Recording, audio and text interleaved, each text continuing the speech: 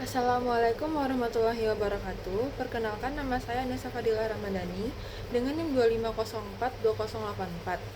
Pada kesempatan kali ini, saya akan membahas materi tentang teori struktural fungsionalisme yang meliputi substansi teori, keunggulan dan kelemahan teori, serta implementasinya dalam bidang administrasi publik. Materi pertama yaitu tentang substansi teori struktural fungsionalisme. Teori struktural fungsionalisme merupakan salah satu teori utama dalam ilmu sosiologi yang memandang masyarakat sebagai suatu sistem yang terdiri dari berbagai struktur yang saling berkaitan dan memiliki fungsi tertentu. Menurut pemikiran dalam teori ini, masyarakat terdiri dari berbagai lembaga sosial seperti keluarga, pendidikan, ekonomi, agama, dan pemerintahan. Setiap lembaga tersebut memiliki fungsi yang penting dalam menjaga keteraturan dan stabilitas sosial. Tokoh utama dalam pengembangan teori ini antara lain yaitu Talcott Parsons dan Robert K. Merton. Talcott Parsons mengembangkan konsep bahwa masyarakat merupakan sistem sosial yang harus memenuhi kebutuhan tertentu agar tetap bertahan. Ia memperkenalkan konsep agil, yaitu adaptation, goal attainment, integration, dan latency. Adaptation berarti kemampuan sistem untuk menyesuaikan diri dengan lingkungan. Goal attainment berarti kemampuan untuk mencapai tujuan yang telah ditetapkan. Integration berarti kemampuan untuk menjaga kehubungan antar bagian dalam sistem. Latensi berarti kemampuan untuk mempertahankan nilai dan norma dalam masyarakat. Sementara itu, Robert K. Merton mengembangkan konsep fungsi manifest dan fungsi laten. Fungsi manifest adalah fungsi yang disadari dan direncanakan, sedangkan fungsi laten adalah fungsi yang tidak direncanakan, tetapi tetap memberikan dampak dalam masyarakat. Contohnya, dalam lembaga pendidikan, fungsi manifestnya adalah memberikan pendidikan dan pengetahuan kepada siswa.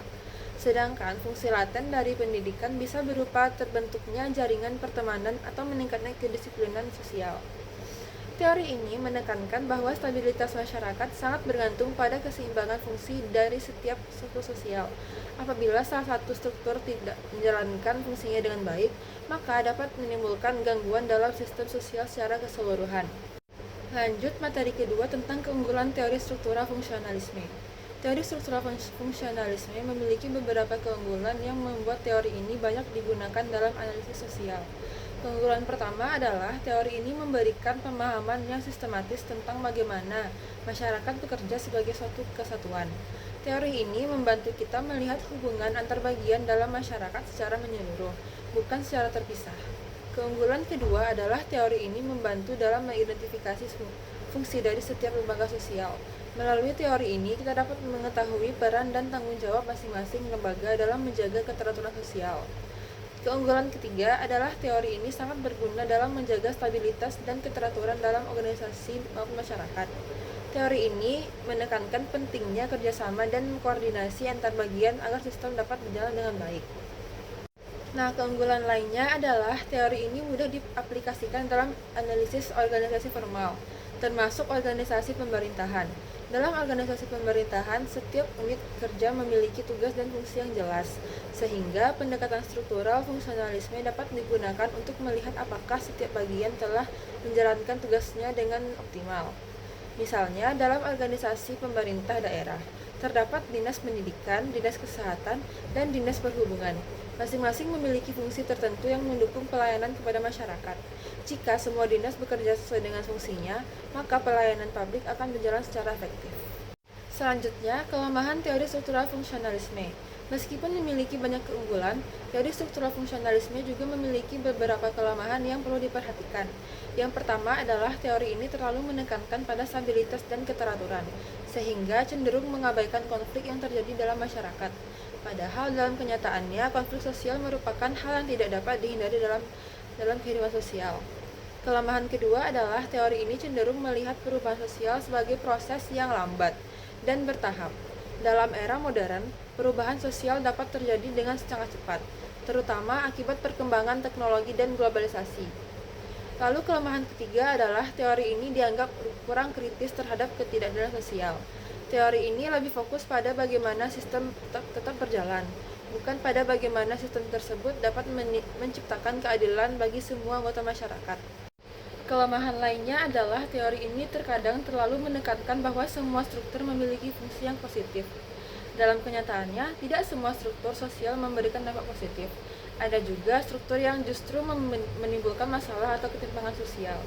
Contohnya dalam birokrasi pemerintahan, terkadang terdapat prosedur yang terlalu panjang sehingga memperlambat pelayanan publik.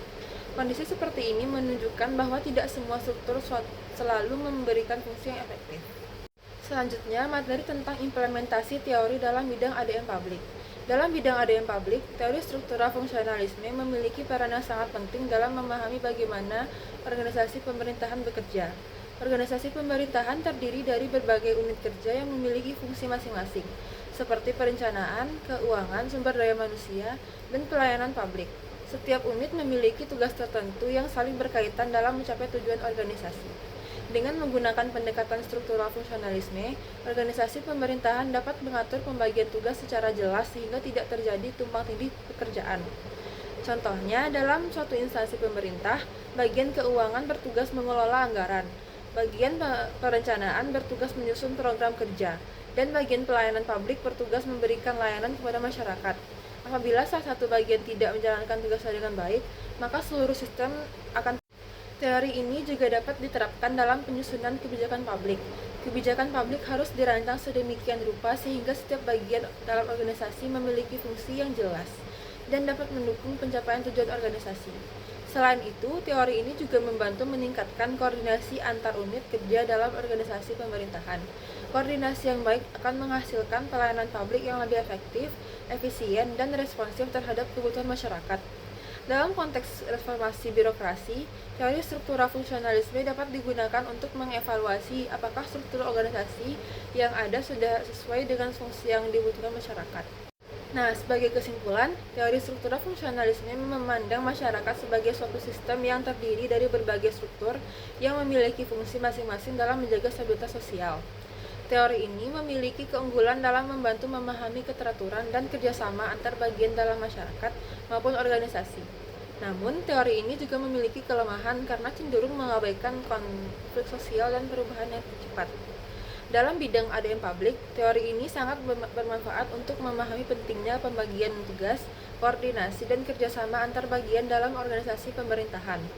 Dengan memahami teori ini, diharapkan kita dapat melihat bahwa keberhasilan suatu organisasi sangat bergantung pada bagaimana setiap bagian menjalankan fungsinya secara optimal. Demikianlah penyampaian materi ini yang dapat saya sampaikan. Terima kasih atas perhatian semuanya. Assalamualaikum warahmatullahi wabarakatuh.